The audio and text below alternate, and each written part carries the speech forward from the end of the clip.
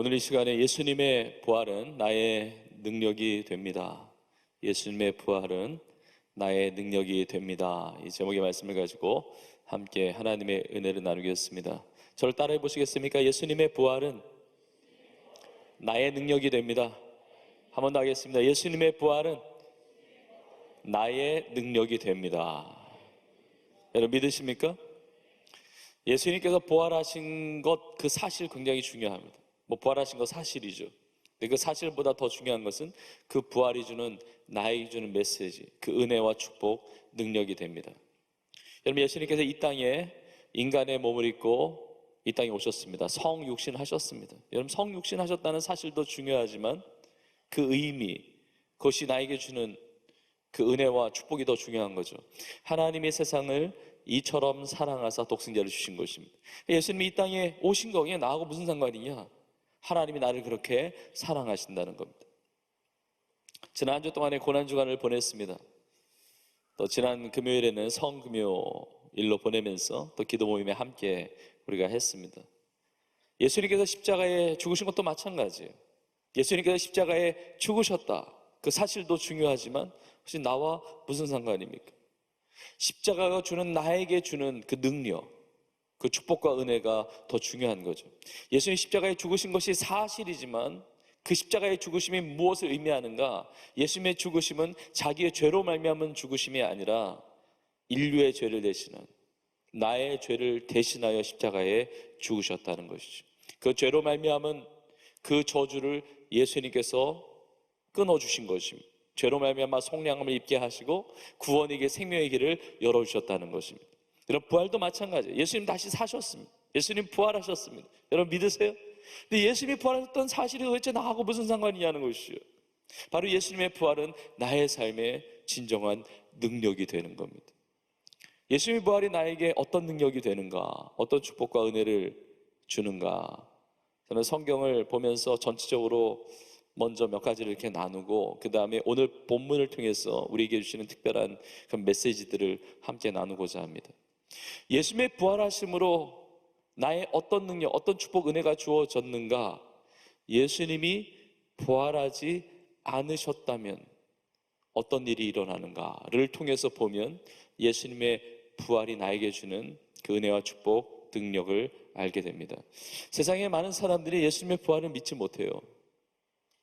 예수님이 부활하셨다는 사실을 인정하지 않습니다. 받아들이지 않습니다. 알지 못합니다. 하나님이 너무 안타까우신 거예요. 그래서 하나님께서 성경 말씀을 통해서 예수님의 부활에 대해서 증거하고 계시는 것입니다.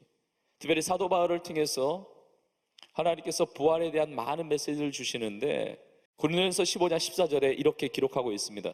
그리스도께서 만일 다시 살아나지 못하셨으면 우리가 전파하는 것도 헛것이요 또 너희 믿음도 헛것이며. 자, 예수님께서 다시 살아나지 않으셨다면, 예수님 부활이 없다고 한다면 우리가 전파하는 것이 다 헛것이라는 것이죠. 우리가 전도하는 것, 선교하는 것, 전파, 이렇게 설교하는 것, 우리가 하나님의 은혜를 나누는 것 다 헛것이라는 겁니다. 다 헛일이라는 것입니다. 예수님이 부활하지 않으셨다고 한다면 우리의 믿음이 헛것이에요. 우리의 믿음이 살아있는 믿음이 아니라는 겁니다. 거짓 믿음이라는 거예요. 죽어있는 믿음이라는 겁니다. 여러분, 믿음이 헛것이라는 것은 이거 정말 심각한 문제예요. 예수님이 부활하지 않으셨다면 우리의 믿음이 헛것이다? 그 믿음이 헛것이 되면 이게 어떻게 되는 겁니까? 고린도전서 15장 17절 이하에 이렇게 말씀하고 있습니다. 그리스도께서 다시 살아나신 일이 없으면 너희의 믿음도 헛되고 너희가 여전히 죄 가운데 있을 것이요. 또한 그리스도 안에서 잠자는 자도 망하였으리니. 만약 그리스도 안에서 우리가 바라는 것이 다만 이 세상의 삶뿐이면 모든 사람 가운데 우리가 더욱 불쌍한 자이리라. 예수님의 부활이 없었다면, 예수님이 다시 살아나지 않으셨다면 우리의 믿음이 헛것인데, 믿음이 헛것이라는 것은 우리가 여전히 죄 가운데 있다는 겁니다. 죄의 삭, 죄의 결과인 영원한 멸망, 영원한 형벌, 지옥 형벌에 떨어질 수밖에 없는 우리의 인생이 된다는 것이죠. 잠자는 자들도 다 망한다는 겁니다. 천국 소망을 가지는 찬송을 부르며 장례를 치르면서 그렇게 천국의 소망 가지고 그렇게 은혜와 격려와 위로를 나눈다 할지라도 다 망하는 인생이라는 것이죠. 예수님의 부활이 없었다면 모든 사람보다 우리가 더욱 불쌍한 자라는 겁니다. 주님을 위해서 충성하고 주님을 위해서 헌신하고 목사로 살아가고 선교사로 살아가고 직분을 받으며 살아가고 크리스찬 청년으로 살아가고 주님 나라와 주님 영광을 위해서 수고하고 충성한 모든 것들이 다 헛일이 되어버린다는 것이죠. 세상의 모든 자보다 더 불쌍한 자들이 우리가 된다는 거예요. 믿음이 헛된 믿음이 될 때, 예수님의 부활이 정말 이게 안 일어났다고 한다면 우리의 헛된 믿음, 그래서 모든 사람보다 더 불쌍한 자가 된다. 이건 진짜 심각한 이야기예요. 심각한 이야기. 예수님 부활하지 않으셨으면 진짜 심각한 문제가 생기게 되는 거죠. 벌써 분위기가 심각하잖아요. 예. 이게 역으로 생각해 봐야 돼요.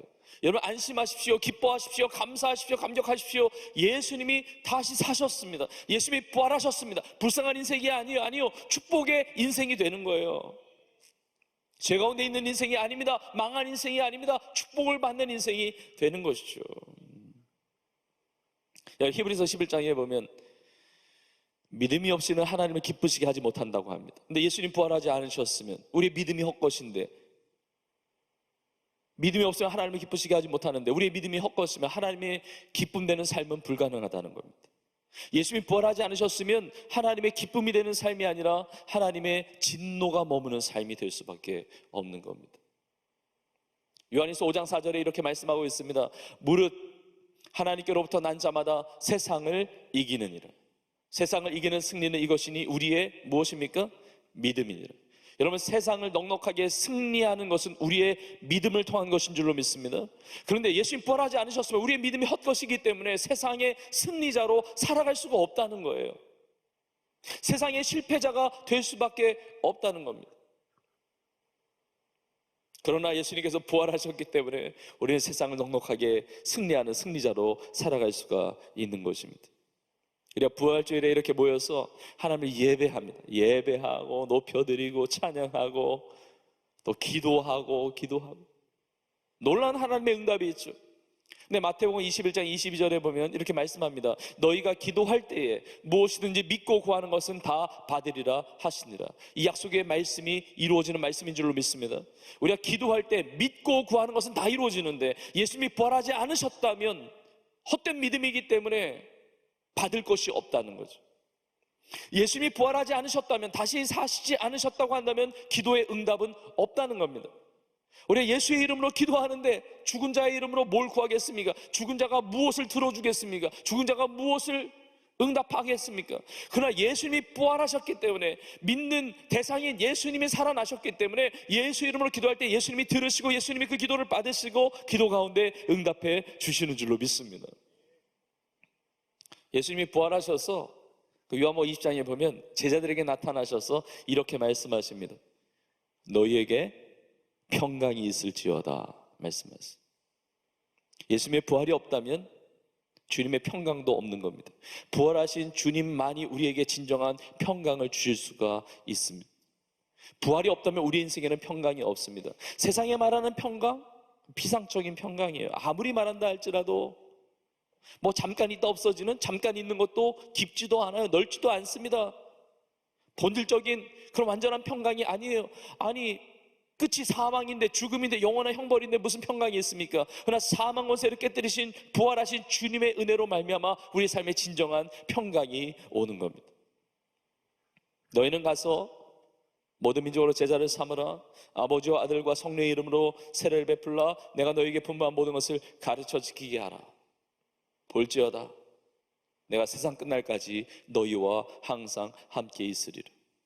예수님 부활하지 않으셨으면 어떻게 함께 하시겠습니까? 이 주님의 지상명령은 부활하신 주님이 제자들에게 명령하신 지상명령이에요. 우리 교회 표어가 가서 제자 삼으라 하잖아요. 부활하신 주님이 주신 지상명령, 그레이트 커미션, 지상위임, 가장 위대한 명령 아닙니까? 예수님 부활하지 않으셨으면 이 명령 아무것도 없는 겁니다. 그렇게 열심히 그 사명 감당을 사는 건 다 헛일이 된다는 것이죠. 요한복음 14장에 보니까 예수님이 이렇게 약속하셨습니다. 내가 나중에 하나님 아버지께 올라가면, 예수님이 이제 승천하시면 하나님 아버지께서 너희에게 또 다른 보혜사를 보내주실 것이다. 또 다른 보혜사, 성령님이에요. 예수님이 승천하시면 하나님 아버지께서 성령님 또 다른 보혜사 파라클레토스, 이게 돕는 자라는 의미입니다. 성령님이 강림하신다, 성령님이 오신다는 것이죠. 성령이 임했잖아요. 교회가 탄생했잖아요. 여러분, 예수님께서 승천하셔야 성령이 오시는데 예수님이 어떻게 승천하셨습니까? 부활하셨으니까 승천하신 것이죠. 예수님이 부활하지 않으셨으면 승천이 없는 겁니다. 승천이 없으면 성령 강림 없는 겁니다. 예수님이 부활하지 않으셨으면 성령의 역사, 성령의 은혜 아무것도 없는 겁니다. 성령의 은사나 성령의 열매나 다 아무것도 없는 거예요. 네, 여러분, 예수님께서 다시 사심으로, 부활하심으로, 승천하시고 성령, 예수의 영이신 성령이 우리 가운데 임하심으로 오늘 예배 가운데도 성령의 은혜가 우리와 함께하는 줄로 믿습니다. 여러분, 종합적으로 말하면 예수님 부활하셨기 때문에 그 평강이 있는 것이고, 세상을 넉넉히 승리하는 역사가 있는 것이고, 기도 응답이 있는 것이고, 사명을 주신 것이고, 성령의 은혜가 있는 것이고, 무엇보다 예수님 부활하셨기 때문에 우리가 놀라운 구원을 받았어요. 에베소 2장 8절에 보니까 너희는 그 은혜에 의하여 믿음으로 말미암아 구원을 받았다. 너에게서 난 것이 아니요 하나님의 선물이라 말하고 있습니다. 예수님 부활하지 않으셨으면 믿음이 헛것인데, 믿음으로 구원받는데 구원이 없는 거죠. 그러나 예수님이 부활하심으로, 그 부활을 하신 예수님을 믿는 그 믿음, 참된 믿음이 있기 때문에, 살아있는 믿음이 있기 때문에 구원을 받았다는 거예요. 한 말씀 더 볼까요? 요한복음 5장 24절에 보니까 내가 진실로 진실로 너희에게 이르노니 내 말을 듣고 또 나 보내신 이를 믿는 자는, 믿음이 있는 사람은 영생을 얻었고 심판에 이르지 아니하나니 사망에서 생명으로 옮겼느니라. 저는 이 약속의 말씀이 우리 가운데 주신 말씀인 줄로 믿습니다. 믿음이 있는 자에게, 살아있는 믿음은 영생을 얻은 거예요. 그러나 부활이 없었다면 믿음이 헛된 믿음이니까 영생이 없고 심판에 거하고 사망에서 생명으로 옮긴 것이 아니라 사망 가운데 있다는 것입니다. 저는 오늘 부활주일을 우리가 예배로 모이면서 이 예수님의 부활이 주시는 이 아름다운 놀라운 축복들과 은혜와 이 능력이 우리 자신의 것, 나 자신의 것이 되기를 주의 이름으로 축복합니다. 여러분, 예수님의 부활을 믿으십니까? 예수님의 부활이 나의 능력임을 믿으십니까? 여러분, 세상에 많은 사람들이 예수님의 부활을 인정하지 않아요. 예수님의 부활 마치 조작된 것처럼, 만들어낸 이야기인 것처럼 뭐 비과학적이라고 이야기하고, 여러분 분명히 아셔야 됩니다. 예수님의 부활을 인정하지 않는 것이 오히려 비과학적이에요. 예수님의 부활에 대한 얼마나 많은 증거들이 있는데요. 예수님의 부활에 대한 이 믿음의 눈이 열려야 됩니다. 여러분, 많은 증거들이 있지만 가장 확실한 증거가 성경 말씀에 기록되어 있잖아요. 진리의 말씀에 성경 안에 예수님께서 부활하셨다고 나와 있잖아요. 여러분, 1세기에 예수님의 십자가에 피 흘려 죽으시고 1세기에 부활하시고, 그리고 나서 몇 세기 지난 이후에 여러분, 성경 말씀이 예수님의 십자가에 죽으신가 부활하신 다음에 뭐 수백 년 지난 다음에 쓰여진 게 아닙니다. 수천 년 지난 다음에 과거를 회상하면서 뭐 전래동화 쓰듯이 무슨 뭐 상상 속에 어떤 소설을 쓰듯이 더할 거 더하고 뺄 거 빼하고 각색해가지고 쓰여진 게 아니에요. 예수님의 부활을 직접 목격한 사람들이 버젓이 살아있는 동안에 성경에 쓰여졌단 말이죠. 예수님의 부활하신 예수님을 만난 사람들이 살아있는 동안에, 그러니까 예수님이 부활하셨다고 쓸 수 있는 거예요. 쓰여질 수밖에 없는 것이죠. 조작할 수 없는 것이죠. 여러분, 성경의 위대함이 뭔지 아세요? 성경 말씀은 한 번도 수정된 적이 없습니다. 한 번도 변형된 적이 없어요. 더하거나 빼준 적이 없어요. 물론 번역된 것은 많죠. 번역 버전은 많아요. 그러나 그 원문 성경은 한 번도 수정된 적이 없습니다. 1.1의 변함없는 하나님의 생명의 말씀이에요. 예수님의 부활이 진짜니까, 사실이니까. 예수님의 부활을 믿지 않고 이걸 받아들이지 않는 사람들이 너무 답답하니까 하나님께서 사도 바울을 통해서 이 고린도전서, 좀 전에도 15장을 보았지만 정말 숨 쉴 틈 없이 그냥 내리기술하고 있어요. 고린도전서 15장 3절 이하에 이렇게 말씀하고 있습니다. 내가 받은 것을 먼저 너희에게 전하였노니 이는 성경대로 그리스도께서 우리 죄를 위하여 죽으시고 장사 지낸 바 되셨다가 성경대로 사흘 만에 다시 살아나사 게바에게 보이시고, 게바는 베드로죠. 그러니까 베드로에게 부활하신 예수님이 나타나서 만나 주셨다는 겁니다. 게바에게 보이시고 후에 12 제자에게와 그 후에 500여 형제에게 일시에 보이셨나니 그 중에 지금까지 대다수는 살아있고, 이 고린도전서가 쓰여진 1세기에 예수님의 부활을 경험했던 대다수의 사람이 살아있는 겁니다. 어떤 사람은 잠들었으며, 그 후에 야고보에게 보이셨으며, 그 후에 모든 사도에게와 맨 나중에 만삭되지 못하여 난 자 같은 내게도, 이렇게 연약한 내게도, 사도 바울에게도 보이셨다고 고백하고 있는 겁니다. 사도 바울은 이것이 얼마나 놀라운 은혜인지를 깨달았어요. 사도 바울은 교회를 밖에 했던 사람입니다. 근데 부활하신 예수님이 찾아오셨어요. 부활하신 예수님이 죽음을 이기시고 다시 사신 예수님을 만났습니다. 예수님을 믿게 됐습니다. 이것이 얼마나 놀라운 은혜인지. 그래서 그 다음 구절인 고린도전서 15장 9절과 10절에서 이렇게 고백하고 있습니다. 나는 사도 중에 가장 작은 자라.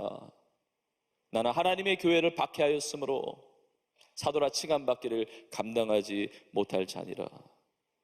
그러나 내가 나된 것은 하나님의 은혜로 된 것이니 내게 주신 그의 은혜가 헛되지 아니하여 내가 모든 사도보다 더 많이 수고하였으나 내가 한 것이 아니요 오직 나와 함께 하신 하나님의 은혜로라. 우리가 부활하신 예수님을 믿을 수 있다는 것, 놀라운 하나님의 은혜인 줄로 믿습니다. 사도 바울이 그 은혜를 받고 내가 모든 사도보다 더 수고한다고 그래요. 다른 사도들도 수고한다는 것이죠. 이런 부활의 놀라운 증거 중에 하나가 뭐냐면 제자들이 변했다는 겁니다. 아니, 예수님의 십자가의 죽으심을 통해서 다 도망치고 배반하고 배신했던 제자들이 어떻게 제자들이 부활하신 주님을 증거하면서 생명 바쳐서 순교하면서 복음을 전합니까? 거짓으로 조작된 것을 위해서 생명 바칠 수 있습니까? 예수님의 십자가 가운데 도망치고 배신했던 그 제자들이 어떻게 부활의 주님을 증거하면서 생명 다해서 복음을 전할 수가 있습니까? 부활하신 주님을 만난 거예요. 이게 사도행전의 역사고 이게 교회의 역사예요. 부활하신 주님의 이 생명의 역사를 경험하게 된 것이죠. 여러분, 예수님은 부활하셨고 우리가 믿는 우리 주님은 살아계신 부활하신 우리 주님이신 줄로 믿습니다. 그래서 부활하신 예수님께서 주시는 그 놀라운 능력이 나의 능력이 되기를 주의 이름으로 축복합니다. 네, 특별히 오늘 본문의 말씀을 보면 예수님의 부활이 나의 어떤 능력이 되는지 특별한 두 가지의 메시지를 함께 나누고자 합니다. 첫 번째는 예수님의 부활은 나의 어떤 능력이 되냐면 사망의 자리에서 떠나게 합니다. 사망의 자리에서 떠나게 합니다. 자, 한번 따라해 보시겠습니까? 예수님의 부활은 나로 하여금 사망의 자리에서 떠나게 한다. 자, 예수님이 부활하셨는데 부활하신 예수님을 믿는 자는 예수님과 같이 부활합니다. 예수님만 부활이 아니에요. 예수님만 생명이 아닙니다. 나사로가 죽었을 때 예수님께서 하신 말씀처럼 요한복음 11장에 나오죠. 나는 부활이요 생명이다. 나는 부활이요 생명이다. 여러분, 이런 말을 할 수 있는 사람이 누가 있습니까? 나는 부활이야. 누가 할 수 있습니까? 그 말을 한다 할지라도 진짜 부활했습니까? 나는 길이요 진리요 생명이니 나로 말미암지 않고는 아버지께로 올 자가 없느냐. 인간 중에 누가 그 말을 할 수가 있습니까? 예수님만이 나는 길이요 진리요 생명이라고 말할 수가 있는 거죠. 그런데 예수님이 나는 부활이요 생명이니 예수님만 부활이 아니고 나를 믿는 자는 죽어도 산다. 살아서 나를 믿는 자는 영원히 죽지 아니하리니 이것을 내가 믿느냐. 그러니까 예수님 부활의 첫 열매가 되셔서 예수님 믿는 우리도 죽어도 다시 사는 이 놀라운 능력을 얻게 되었다는 겁니다. 사망의 자리를 떠나게 되었다는 것이죠. 예수님의 그 부활의 생명의 능력이 나의 능력이 된다는 것입니다. 예수님께서 십자가에서 죽으시고 아리마대 사람 요셉이라고 하는 사람이 예수님의 시체를 가져다가 자기가 마련해둔 무덤에 예수님을 두었습니다. 오늘 본문에 보니까 안식 후 첫날 해가 돋을 때 아침 일찍이 여인들이 예수님께 향품을 바르기 위해서 무덤으로 가는 겁니다. 안식일에는 유대인들이 장례를 치르지 않으니까 안식일에 족쇄가 풀리자마자 안식 후 첫날에 무덤에 찾아가는 것이죠. 이 안식 후 첫날이 오늘날의 이 주일을 말해요. 그래서 우리가 부활하신 주님의 그것을 기념하면서 우리가 주일 예배를 드리잖아요. 이 여인들이 예수님께 가는데 막달라 마리아, 또 야고보의 어머니 마리아, 살로메 이런 여인들이 예수님을 사랑했던 여인들이 향품을 가지고 예수님께 가는데 이 여인들에게 걱정이 하나가 있는 겁니다. 걱정이 뭐냐면 서로 말하는 거예요. 누가 우리를 위하여 무덤문에서 돌을 옮겨주리요. 예수님이 계신 이 무덤 문을 막고 있는 큰 돌이 있는데 이걸 누가 옮겨주리요? 걱정하면서 가는 겁니다. 여러분, 사실 이게 일반적인 죽음은 그렇지 않습니다. 일반적인 죽음은 뭐 여러 사람 같이 가면 되잖아요. 많이 가가지고 큰 돌을 뭐 힘써서 영차 하면서 그걸 힘있게 옮겨가지고 예수님께 향품을 바르면 되잖아요. 근데 예수님의 죽음은 그런 죽음이 아니었습니다. 로마 입장에서 보면 범죄자의 죽음이에요. 반역자의 죽음입니다. 그러니까 제자들이 다 도망간 겁니다. 나타나질 않아요. 다 숨어 있습니다. 도와줄 사람이 없어요. 유대인의 입장에서 보면 하나님의 저주를 받은 자의 죽음이에요. 나무에 달린 자마다 하나님의 저주를 받은 자라고 신명기에 나와 있듯이 예수님이 십자가에 달려 죽으셨잖아요. 예수님의 십자가에서 당하신 하나님의 저주가 예수님 자신의 죄 때문이 아니라 인류의 죄, 나의 죄 때문에 대신 받은 저주라는 사실을 알지 못하고 하나님의 저주를 받고 죽은 자에 대한 장례를 누가 치러주겠습니까? 그러니까 아무도 없는 거예요. 그러나 예수님을 사랑했던 이 여인들, 예수님께 그 은혜를 받았던 여인들이 예수님께 가는 겁니다. 다른 제자들은 없어요. 아마 제자들, 예수님 곁에 있었던 사람들이 예수님과의 관계가 비즈니스적인 관계였던 것 같아요. 예수님이 죽으셨으니 이게 끝난 거죠. 뭐 내가 더 기대할 바가 없잖아요. 근데 이 여인들은 달랐어요. 주님을 향한 애틋함이 있는 거예요. 애정이 있는 거예요. 예수님이 살아계시든 예수님이 죽어 계시든 상관하지 않고 주님을 향한 애정이 있는 거예요. 예수님께 부활하셨다는 믿음은 없었지만 주님을 향한 사랑이 여전히 있는 거예요. 그 사랑의 마음을 가지고 향품을 들고 갑니다. 돌을 옮겨줄 사람 없지만 그러나 뭐 어떻게 되겠지 하면서 이 무거운 발걸음을 옮기는 겁니다. 그러나 예수님이 계신 그 무덤으로 향하여 가는 그 여인들의 발걸음을 무겁게 한 것은 큰 돌을 옮겨줄 사람이 없다는 그런 것 때문이 아니라 사실은 예수님이 죽으신 것이죠. 살아난 예수님의 그 살아계신 그 모습, 그 죽으심으로 더 이상 교제할 수 없고 은혜를 받을 수 없고 사랑하는 자가 죽었다는 그 슬픔, 그 아픔, 그 짙은 어떤 절망, 무기력과 허망함, 예수님과 눈을 마주치며 대화할 수 없고 그 음성을 들을 수가 없고 사랑하는 자가 죽어 있다는 그 엄청난 그 비통함, 그러니까 무덤문을 가로막고 있는 그 큰 돌만이 문제가 아니라 이 여인들의 심령과 삶에 이 근심과 염려와 무기력함과 우울함과 이 비통함에 이 큰 돌이 꽉 차 들어있는 거예요. 근데 여러분, 놀란 사실이 있습니다.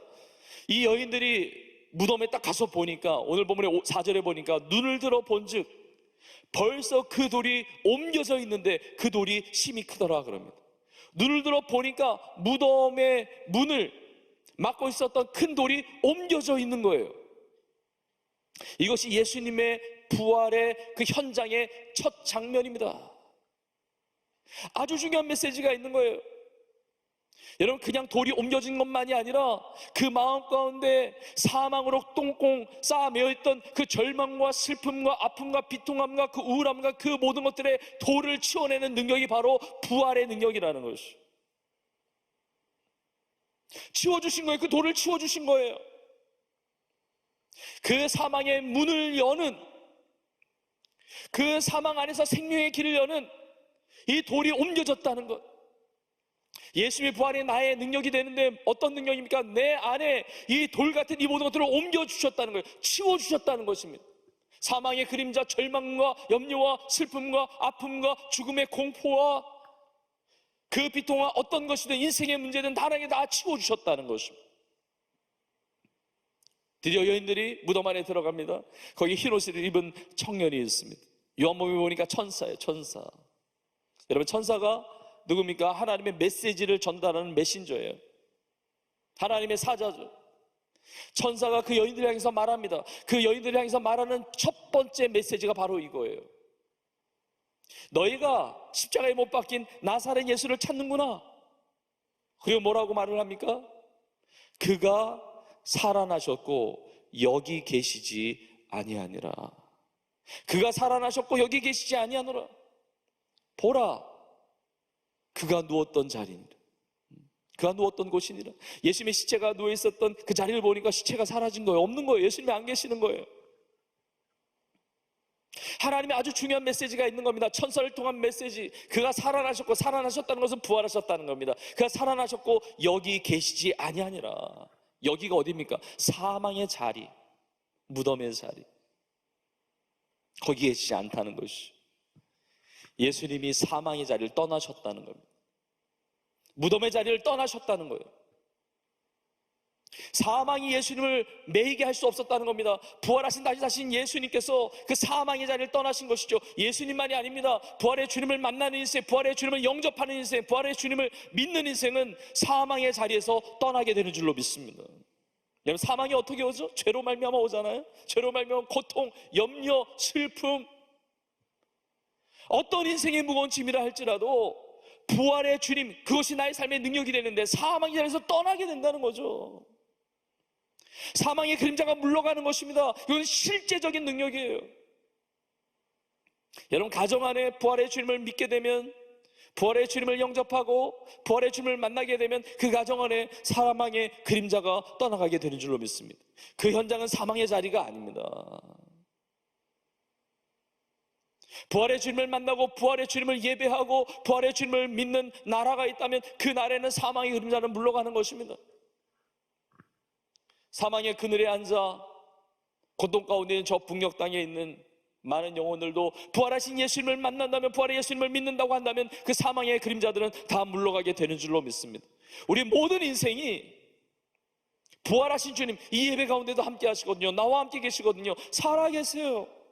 그 부활의 주님과 함께하는 그 인생은 사망의 자리에서 떠나가게 되는 것입니다. 믿음으로 선포하세요. 내 안에 사망은 끝난 거예요. 사망의 그림자들은 다 지나가는 것입니다. 다 옮겨진 거예요. 예전에는 그럴 수 없었어요. 벗어나고 싶었지만 벗어날 수 없었습니다. 그 사망, 죽음의 공포, 그 염려, 두려움, 절망, 우울함, 스트레스, 그 인생의 모든 짐들 벗어날 수 없었어요. 왜냐하면 막혀있다고 생각했기 때문에, 길이 없다고 생각했기 때문에, 닫혀져 있다고 생각했기 때문에. 그래, 예수님의 부활을 통해서 돌문을 여셨어요. 돌이 옮겨졌습니다. 길이 열렸습니다. 이제는 사망의 자리를 떠날 수가 있어요. 이런 부활의 주님으로 말미암아 내 삶의 사망의 자리를 떠나는 놀라운 능력을 체험할 수 있기를 주의 이름으로 축복합니다. 자, 예수님의 부활은 두 번째로 어떤 능력이 되느냐? 여러분, 사망의 자리에서 떠나는 것만이 아닙니다. 사망의 자리에서 떠나서 사명의 자리로 가게 하십니다. 이 두 번째 메시지. 이 천사를 통해서 또 다른 메시지를 전달합니다. 그것이 7절입니다. 예수님이 다시 사셨고 그리고 여기 계시지 아니하니라, 이 메시지만 준 게 아니에요. 그것만이 아니라 가라 그래요. 너는 가서 그의 제자들과, 예수님의 제자들과 베드로에게 알려라, 전하라는 것이죠. 예수님이 너희보다 먼저 갈릴리로 가신다. 예수님께 전에 말씀하셨듯이 예수님이 먼저, 부활하신 예수님이 갈릴리로 먼저 가시기 때문에 너희가 갈릴리로 가면 그를 배우리라 그런 거죠. 여러분, 사망의 자리에서 떠났다? 떠나서 어떻게 삽니까? 떠나서 공중에 붕 떠서 사는 게 아닙니다. 무덤문 열고 나왔다. 어디로 갑니까?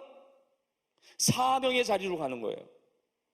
부활의 능력이라고 하는 것은, 내가 체험하는 능력이라고 하는 것은 사망의 자리로 떠나서 사명의 자리로 가게 되는 것입니다. 예수님께 갈릴리로 가신다는 것입니다. 제자들에게 갈릴리로 가라 말씀하세요. 여러분, 갈릴리는 이스라엘의 북쪽에 있는 지역입니다. 전 세계 지역이 참 많죠. 전 세계 동네가 많습니다. 갈릴리는 그 중에 한 곳이죠. 그러나 제자들에게 있어서는 갈릴리가 그냥 갈릴리가 아닙니다. 갈릴리는 어떤 곳입니까? 예수님을 처음 만났던 곳이에요. 예수님의 부르심을 받았던 곳입니다.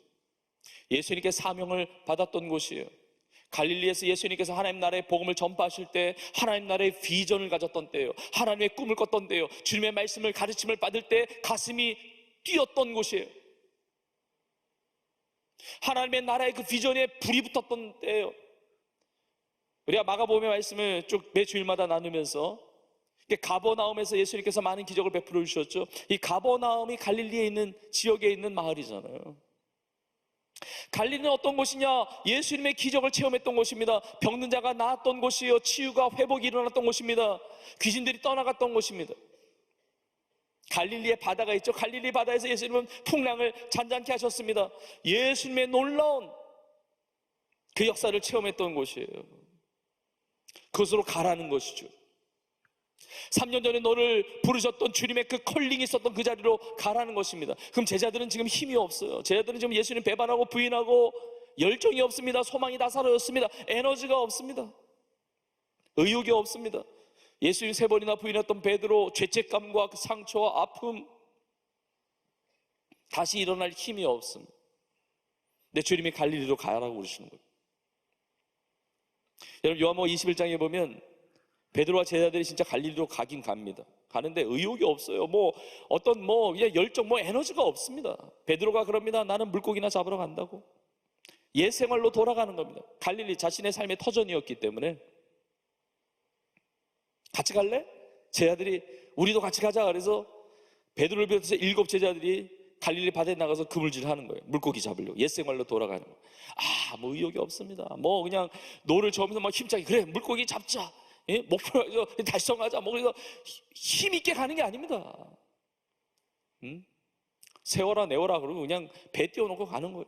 제가 말씀 준비하면서 그냥 그런 상상이 들었어요. 영국으로 만든다면 아무 소리 안 들리고 노젓는 소리만 그냥 끼익 이런 소리만 들릴 것 같아요. 아무 에너지가 없어요. 금을 던지죠. 의욕 없이 금을 내리잖아요. 여러분, 그렇게 의욕 없이 그물을 내리는데 물고기가 어떻게 잡힙니까? 의욕 없는 물고기만 잡히겠죠. 그 의욕 없이 그냥 던진 그물에 걸리는 물고기가 이상한 거예요. 예수님이 근데 부활하셔서 그 갈릴리 바닷가에 서셔서 제자들을 향해서 말씀하세요. 너희에게 고기가 있느냐? 제자들이 대답합니다. 없나이다. 예수님 말씀하십니다. 배 오른편에 그물을 내리라. 제자들이 말씀에 의지해서 그물을 내렸더니 엄청난 물고기가 잡히는 거예요. 3년 전에 있었던 동일한 역사가 나타나는 것입니다. 물고기 세보니까 153마리의 물고기가 잡히는 거예요. 그 순간에 사도 요한의 영적인 눈이 열립니다. 외칩니다. 주님이시다. 주님이시다. 주님이시다 외친다. 벌써 베드로는 바다에 뛰어들었어요. 헤엄쳐서 예수님께로 가는 거예요. 바닷가에 가보니까 예수님께서 아침 식사를 준비하고 계세요. 부활하신 주님이 숯불을 피워두고 정말 추위에 떨고 있는 제자들을 녹여주시기 위해서 숯불을 피워놓고 떡을 구우시고 생선을 구우시고 제자들을 회복시키시는 거예요. 치유하시는 거예요. 다시 일으켜주시는 것입니다. 아무 말 없이 그 조식을 같이 드시는 거예요. 우리 같았으면 한마디 할 수도 있죠. 너희 나 배반하더니 떡이 넘어가냐? 그럴 수 있어요. 나 부활할 줄 진짜 몰랐냐? 어떻게 그럴 수가 있느냐? 한마디라도 했을 텐데 예수님은 아무 말씀도 안 하세요. 그냥 먹이세요. 공급하세요. 회복시키세요. 힘을 주세요. 그리고 다 식사를 다 하신 다음에 예수님이 베드로에게 이렇게 말씀하세요. 요한의 아들 시몬아, 내가 나를 사랑하느냐? 주님 그러하오이다. 내가 주님을 사랑하는 줄 주님께서 아시나이다. 내가 나를 사랑하느냐? 3번 물으세요. 3번이나 부인했던, 예수님을 부인했던 베드로의 삶을 치유하신 것과 같이 이렇게 3번 물으세요. 주님 그러하이다. 내가 주님을 사랑하는 줄 주님께서 아시나이다. 그때 예수님께서 이렇게 말씀하십니다. 내 양을 먹이라. 내 어린 양을 먹이라. 내 양을 치라 말씀하십니다. 표현은 다르지만 3년 전에 주셨던 동일한 메시지를 주세요. 너희가 나를 따라오너라. 내가 너희로 사람을 낚는 어부가 되게 하리라. 표현은 다르지만 동일한 사명을 주시는 겁니다. 꺼져갔던 첫사랑을 회복시키시고 식어졌던 그 사명의 자리로 이끌어 가세요. 표현은 다르지만 마태복음에 이렇게 나와 있습니다. 너희는 가라. 가서 제자를 삼으라. 아버지와 아들과 성령의 이름으로 세례를 베풀고 내가 너에게 분만 모든 것을 가르쳐 지키게 하라. 표현은 다르지만 마가복음에는 이렇게 나와 있습니다. 마가복음 16장에는 너희는 온 천하에 다니며 만민에게 복음을 전파하라. 사명을 주세요. 비전을 주세요. 앞으로 살아갈 미래를 열어주세요. 부활하신 주님을 만났다는 것, 그 예수님의 부활이 나에게 주시는 능력이라고 하는 것은 사망의 자리에서 떠날 뿐만 아니라 내가 어떻게 살아야 할지를 보여주시는 것입니다. 사명의 자리로 가게 하시는 거예요. 오늘 본문의 마지막 부분을 보면 막달라 마리아가 예수님의 부활을 처음 목격한 인생이 됩니다. 축복이죠. 전에 7 귀신이 들렸던 여인입니다. 그런데 예수님께서 7 귀신을 내어 쫓으셨어요. 그 놀라운 은혜를 받았습니다. 연약한 인생이었어요. 그러나 주님이 만나주셔서 가장 먼저 부활하신 주님을 만났던 여인이었습니다. 여러분, 우리 인생이 연약하잖아요. 우리 인생이 부족하잖아요. 그러나 부활하신 주님이 찾아오셨어요. 부활하신 주님이 만나주신 것입니다. 이 막달라 마리아가 예수님 부활하신 예수님 만나고 나서 처음부터 부활하신 주님을 알리지 못했어요. 두려워했습니다. 전하지 못했습니다. 그러나 믿음 가운데 변화돼서 이제 알리기 시작했습니다. 부활의 주님을 증거하기 시작했습니다. 여러분, 부활의 주님을 만나는 인생은 부활의 주님을 증거하는 인생으로 나아가게 되는 것입니다. 여러분, 부활에 많은 증거가 있는데 그 많은 증거 중에 정말 확실한 증거가 뭐냐면 여러분들의 삶입니다. 우리의 삶이에요. 우리 성도님들의 삶이 부활하신 주님 아니면 변할 수 없는 그 인생이 변한 거예요. 예수님 믿기 전에 삶과 믿음의 삶이 달라졌잖아요. 예수님을 믿음으로 말미암아 평강이 임했습니다. 예수님을 믿음으로 말미암아 기도응답의 축복을 받습니다. 예수님을 믿음으로 말미암아 구원받고 천국의 소망을 가지고 살아가요. 복음을 전하면서 삽니다. 성령의 은혜를 누리면서 살아가요. 부활의 증거 아닙니까? 너무 많은 간증이 있어요. 이 자리에 예배드리고 있는 우리 청년들 한 분 한 분에게 놀라운 많은 간증들이 있을 것입니다. 부활하신 주님이 내 삶에 은혜 베푸시는 거, 역사하신 그런 이야기. 우리 성도님은 너무 많은 간증이 있어요. 너무 많은 간증이 있어요. 사망의 자리를 떠나게 하시고 사명을 붙들고 복음을 위해서 사역하게 쓰임받게 하시는 많은 간증들이 있습니다. 너무 많은 간증이기 때문에 다 나눌 수가 없어요. 근데 지난 한 주간에 있었던 제가 한 이야기를 하려고 합니다. 지난 주간에 우리 교회 한 권사님께서 성경 필사를 완성하셔서 기도받으러 오셨습니다. 75세 되시는 권사님. 그 권사님이 남편 되는 집사님과 함께 오셨어요. 남편 되는 집사님은 9살 연상이시더라고요. 굳이 나이 차이까지 밝힐 필요는 없었지만 어쨌든 70대 되시는 권사님과 80대 되시는 집사님이 함께 오셨어요. 근데 너무 행복해 보이는 거예요. 성경 필사를 75세 되시는 그 노 권사님이, 그 연세 되신 권사님이 그걸 다 하신 거예요. 근데 어떻게 성경 필사를 시작했냐면 눈에 질환이 있는 거예요. 그래서 눈이 침침해지고 앞으로 앞을 보지 못할 수도 있겠다는 생각이 들면서 눈이 보일 때 성경을 보고 필사해야 되겠다고 마음을 먹은 거죠. 근데 놀랍게 하나님께서 눈을 회복시켜 주시고 건강을 주셔가지고 창세기부터 요한계시록까지 필사를 다 완성한 거예요. 권사님이 저한테 그러세요. 목사님, 이 성경 필사 얼마 만에 완성했는지 아세요? 얼마 만에 하셨는데요? 여러분, 놀라지 마세요. 5개월 만에 필사 완성했습니다. 네. 놀라지 마시라고 하니까 진짜 안 놀라는데 놀랄 필요가 있어요. 네. 그러면 성경 통독도 5개월 동안에 통독하는 거 쉽지 않은 많은 성도님들 있잖아요. 우리의 삶을 보면.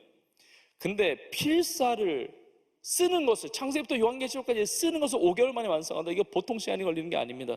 제가 물었습니다. 권사님, 이거 하루에 얼마나 이렇게 헌신하셨냐고 그랬더니 목사님, 저 몇 시간인지 생각은 안 나는데 하루 종일 썼어요. 일이 있을 때는 그 날은 못 쓰고 이제 넘어가지만 시간에 여지가 있을 때는 하루 종일 썼다는 거예요. 그런데 이게 힘듦이나 지친 것이나 전혀 안 보여. 얼마나 정말 말을 끊지 않고 말씀하시는데 목사님 너무 행복해요. 그냥 너무 기뻐요. 저한테 굳은 살 보여주면서 목사님 너무 행복해요. 너무 기뻐요. 주님의 말씀을 쓸 수 있었다는 거, 그 은혜를 받으면서 살 수 있다는 거. 그 맞은편에 있는 집사님 보면서 그렇게 얘기하는 겁니다. 목사님, 이 남편 전도하느라고 고생 진짜 많이 했습니다. 그 남편 집사님이 웃으시더라고요. 너무 행복한 삶을 사는 거예요. 너무 행복한 삶을. 목사님 이렇게 말씀을 쓰고 그리고 이렇게 은혜 받는 게 너무 감사해요. 이 권사님이 우리 교회 나온 지 한 3년 정도 되셨더라고요. 코로나 초기쯤에 오셨는데 그 전에 좀 방황을 하셨대요. 이제 교회를 찾는 그런 방황도 하시고, 근데 하나님께 기도했다는 겁니다. 하나님, 이 땅에 살면서 저의 뼈를 묻을 수 있는 교회를 찾게 해달라고. 이 땅에 살면서 내 삶의 마지막을 함께 할 수 있는 교회를 찾게 해달라고, 만나게 해달라고, 은혜를 받을 수 있는 교회를 만나게 해달라고. 정말 하나님의 은혜죠. 우리 교회에 오셔서 이 은혜를 누리시는 거예요. 근데 이 놀라운 이 행복과 이 기쁨을 어떻게 주체를 못하는 이 표현 속에 다 나타나잖아요. 근데 말씀, 이 전도도 얼마나 귀하게 열심히 하시는지. 근데 저한테 그러는 겁니다. 목사님, 저희 부부는요 매일 아침마다 인사합니다. 뭐라고 인사하냐면 이렇게 하트를 만들고 서로 인사한다는 거예요. 오늘도 예수님 잘 믿자, 이렇게 인사합니다. 오늘도 예수님 잘 믿자, 부부. 그걸 제 앞에서 시연하더라고요. 이런 표현이 어떤지 모르겠지만 두 분이 굉장히 귀여우셨어요. 예. 오늘도 예수 잘 믿자, 이렇게 한다는 거예요. 예. 이게 전도를 할 때마다 지난 3년 동안 교회 오셔서 이웃사랑 나눔잔치, 세미오축제, 전도축제 할 때마다, 그리고 늘 전도의 삶을 사니까 교구 안에서 수세미를 수백 개씩 만들면서 교구 식구들과 같이 만들면서 전도하고, 끊임없이 전도하고, 이게 너무 기쁨이라는 거예요. 내 인생이 얼마 남았는지 모르지만 부활의 주님과 함께 그 생명력을 가지고, 천국의 소망 가지고, 언제 눈이 안 보일지도 모르지만 상관없다는 겁니다. 주님의 은혜를 누리면서 사는데 제가 마음 가운데 어떤 생각이 드냐면, 야, 생명력이다. 권사님이 신앙이 살아있네, 삶이 살아있네. 부활의 주님을 만나지 않으면 이런 역사가 있을 수가 없어요. 근데 전도도 많이 하는데 그 권사님이 또 그러십니다. 목사님, 제가 전도하신 분 중에 두 분이 세가족반 받고 성령반 받고 올해 제자반을 받아요, 평일반을 받는다는. 본인이 전도하신 성도님 두 분이 올해 제자반을 받는다는 거예요. 제자반을 받는데 차량이 없다고 그래요, 차량이. 그래서 권사님이 직접 운전해서 데려온다는 거예요. 운전해서 오는데 또 기다려야 되잖아요. 그러니까 그 권사님이 그러는 겁니다. 목사님, 제가 전도한 두 성도님이 올해 제자반을 받아서 제가 태워드리는데 기다리질 않고, 제가 작년에 사역자반을 받았는데 저는 올해 또 받습니다. 그래서 저한테 이렇게 얘기하세요. 목사님, 제가 전도한 두 성도님이 지금 제자반을 받는데 내년도에 사역자반 받아야 될 거 아니에요? 그러니까 저는 작년에 사역자반 받았지만 올해도 받고 내년도 받을 거예요. 거의 숨도 쉬지 않고, 제가 그렇게 하는 게 아니라 권사님이 그렇게 하셨어요. 진짜 숨을 쉬지 않고 정말 기쁨과 이 감격과 은혜로 나누는 거예요. 여러분, 예수님을 믿는 인생, 부활의 주님을 만난 인생은 사망의 자리에서 떠날 뿐만이 아니라 이 사명을 붙들고 산다는 것입니다. 복음을 전하고 은혜를 나누고 제자 양육을 하고 제자를 삼는 인생이 얼마나 큰 은혜인지 누리면서 살아간다는 겁니다. 여러분에게 더 아름답고 놀라운 간증들이 많을 거예요. 부활하신 주님이 나의 삶의 진짜 능력이 됩니다. 어느 성도님은 남편을 전도하는데 수십 년이 걸렸다고 그래요. 남편이 드디어 교회 나오고 예수님을 믿게 됐습니다. 그 남편 성도님이 그렇게 말씀하세요. 어떻게 교회 나오게 되었느냐? 예전에는 아내가 전도하고 뭐 성도님들이 뭐 전도지 나눠주고 뭐 권면하고 그래도 이런 생각이 들었다는 겁니다. 내가 교회를 뭐하러 다녀? 내가 교회를 왜 다녀? 내가 예수를 왜 믿어? 이렇게 생각했다는 거예요. 근데 갑자기 생각이 바뀌었다는 겁니다. 성령님이 역사하신 것이죠. 이게 부활의 주님이 찾아오신 거예요. 생각이 어떻게 바뀌냐면, 교회를 안 다닐 이유가 없잖아. 예수님을 안 믿을 이유가 있나? 이렇게 바뀌었다는 거예요. 이게 한 끗 차이인데 이 생각의 전환이 수십 년 걸렸다는 거예요. 전에는 내가 교회를 왜 다녀? 해서 교회를 안 다닐 이유가 없잖아. 내가 예수를 왜 믿어? 해서 내가 예수님을 안 믿을 이유가 없잖아. 우리가 품고 기도하는 모든 태신자들, 전도 대상자들, 이런 놀라운 변화의 역사가 있기를 주님의 이름으로 축복합니다. 예수님 안 믿을 이유 없는 정도가 아니에요. 예수님 믿어야 됩니다. 예수님 믿으면 손해 안 보는 정도가 아니라 영원한 생명이 있습니다. 놀라운 부활의 능력이 나의 능력이 되는 것입니다. 여러분 기억하십시오. 예수님의 부활이 나의 능력이 되는데 여러분이 계신 그 모든 삶의 자리는 절대로 사망의 자리가 아닌 줄로 믿습니다. 사명의 자리예요. 사도 바울도 심지어 감옥에 있었지만 사망의 자리 아니었습니다. 어둠의 자리 아니었습니다. 사명의 자리였어요. 빌립보 감옥 안에서도 사명의 자리 찬양하고 기도하고, 빌립보 감옥의 간수에게 복음 전하고 주 예수를 믿으라, 그리하면 너와 내 집에 구원을 받으리라. 사명의 길로 갔습니다. 오늘 말씀 마무리하면서 이 사도 바울이 로마의 감옥에 있을 때 사랑하는 빌립보 성도를 향해서 쓴 편지가 빌립보서인데, 이 부활의 은혜 감격을 누리면서 이렇게 고백합니다. 빌립보서 3장 13절 이하예요. 형제들아, 나는 아직 내가 잡은 줄로 여기지 아니하고 오직 한 일, 하나의 일에 집중한다는 겁니다. 한 일, 즉 뒤에 있는 것을 잊어버리고 앞에 있는 것을 잡으려고 표대를 향하여 그리스도 예수 안에서 하나님이 위에서 부르신 부름의 상을 위하여 달려가노라. 부활의 주님을 만났던 사도 바울의 고백입니다. 이 고백이 우리 모두의 고백이 되기를 주의 이름으로 축복합니다. 사망의 자리를 떠나고 사명의 자리로 달려나가서 표대를 향하여 부르심의 상을 위하여 예수 그리스도의 영광을 위하여 살아가는 승리하는 온 교회와 우리의 삶이 될 수 있기를 주님의 이름으로 축원합니다. 주님께 박수면서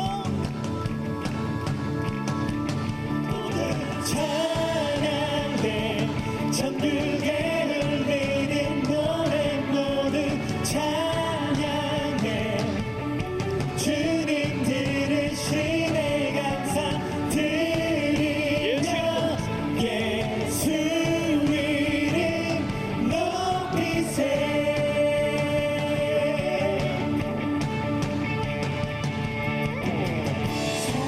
사랑스러운 주님 땅과 하늘 찬양해 열방이 경배해 예수님 당신은 주 유일하신 자유케 하는 사랑 타오르는 물처럼 인도하시는 예수님 당신은 주 유일하신 삶의 이유 모두 찬양해 천국에 흘리는 노래 모두 찬양해 주님 들으시네 감사 드리며 예수 이름 높이세.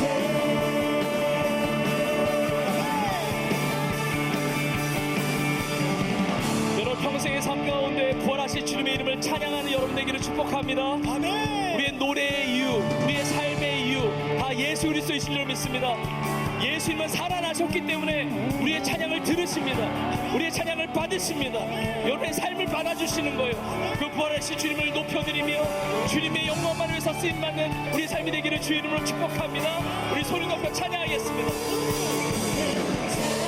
찬양해 천국에 흘리는 노래 모두 찬양해 주님 들으시네 감사 드리며 예수 이름 모두 찬양해 천국에 흘리는 노래 모두 찬양 우리 주님 들으시네 주님 들으시네 감사 드리며 예수 이름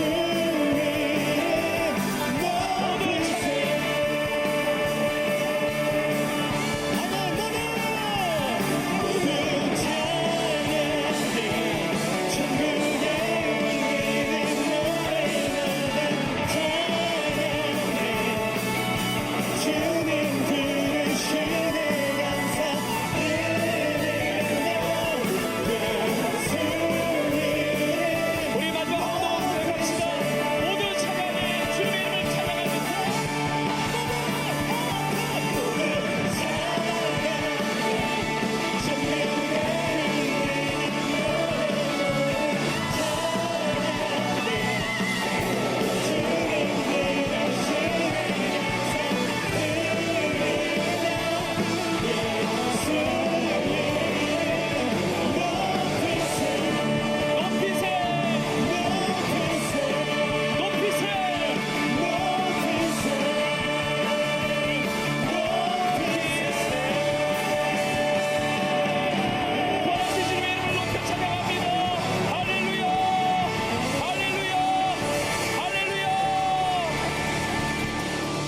예수님의 은혜와 하나님 아버지의 크신 사랑과 성령의 인도 역사 충만케 하심이 이렇게 부활주일 하나님 앞에 영과 진리로 예배하며 예수님의 부활이 나의 능력이 됨을 믿고 사망의 자리에서 떠나 사명의 자리로 나아가며 주의 나라와 영광을 위하여 그렇게 믿음으로 승리하며 살아가기를 소원하는 사랑하는 주의 성도들 머리머리 위에 이제부터 영원토록 주의 은혜가 함께 있을지어다. 아멘. 지금은 선교 헌금 시간입니다. 이 예배를 통해 삶 가운데 은혜와 회복이 충만하시길 간절히 기도합니다.